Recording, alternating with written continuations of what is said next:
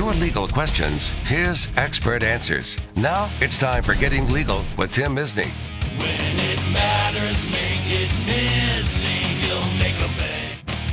Good morning, I'm Jason Hamlin from 19 Action News, and welcome to Getting Legal with Tim Misny. Always a pleasure to be joined by the man himself, Tim Misny. Great seeing you, Jason. I'd like to introduce my dear friend and co-counsel on my workers' compensation cases, Dave Nager. And Dave, thanks for coming in. My pleasure. All right, let's talk about workers' comp issue. We've been exploring this subject a little bit over the last couple weeks. And as far as knowing if someone has a workers' comp issue or claim, how do they know that? Well, in most cases, the injury is catastrophic and there's nothing to discuss. But in some instances...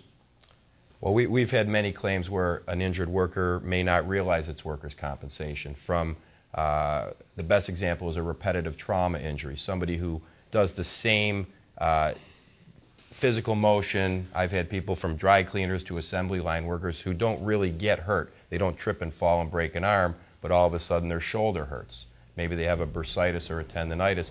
It comes from doing the same repetitive trauma or the same repetitive job over months or years. That can be a workers' compensation claim as well. We've had people that have been exposed to chemicals who develop a cancer, or people who've been, believe it or not, bitten by a tick and developed Lyme disease. And these are workers' compensation claims. We've been successful in pursuing them and successful in getting them benefits.